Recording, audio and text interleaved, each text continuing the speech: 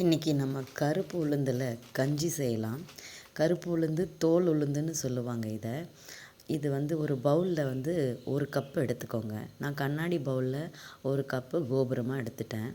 ஒரு கடாயில் இதை போட்டு நல்லா வறுத்து எடுத்துக்கலாம்.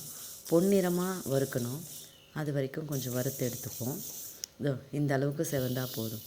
அடுத்து ஒரு கைப்பிடி பச்சரிசி இல்லை புழுங்கலரிசி போட்டு அதுவும் பொரியிற வரைக்கும் வறுத்தா போதும். நல்லா பொரிஞ்ச உடனே ரெண்டுத்தையும் ஒரு தட்டில் போட்டு ஆற வச்சுக்குவோம்.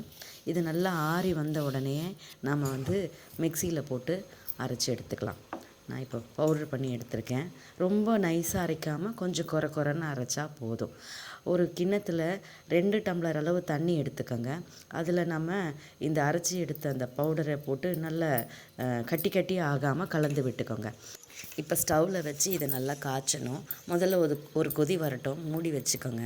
ஒரு கொதி வந்த பிறகு எடுத்துட்டு இதை அடி பிடிக்காமல் ஒரு ஸ்பூன் வச்சோ கரண்டி வச்சோ நம்ம கிண்டி விட்டுக்கிட்டே இருந்தோம்னா இது நல்லா வெந்து வந்துடும். இப்போ ஓரளவுக்கு நல்லா வெந்து வந்துருச்சு.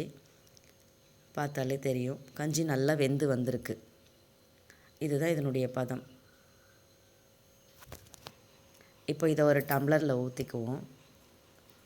இது குழந்தைங்களுக்கு ரொம்ப ஆரோக்கியமாக இருக்கும். நான் எனக்காக உப்பு போட்டிருக்கேன். இது நான் குடிக்கிறதுக்காக எடுத்து வச்சுருந்தது. சின்ன பசங்க குடிக்கிறதுக்கு அவங்களுக்கு உப்பு போட்டால் பிடிக்காது. அதனால் அவங்களுக்கு நாட்டு சக்கரை கலந்து நான் கொடுத்துருக்கேன். என் பிள்ளைங்க குடிக்க நாட்டு சக்கரை கொடுத்துருக்கேன். பெண் பிள்ளைங்களுக்கு இது ரொம்ப நல்லது. இடுப்பு சத்து கிடைக்கும் அப்படின்னு சொல்கிறாங்க. இந்த கருப்பு உளுந்தம் கஞ்சியில் அவ்வளவு சத்துக்கள் இருக்கிறதா சொல்கிறாங்க. பெண் பிள்ளைகளுக்கு கொடுத்தா நல்லதுன்னு சொல்கிறாங்க. இதை குடிக்கிறச்ச நல்ல ஸ்ட்ரென்த் கிடைக்கும் அப்படின்றதுனால நாட்டு சக்கரை சேர்த்து எடுத்திருக்கேன். ட்ரை பண்ணி பாருங்கள்.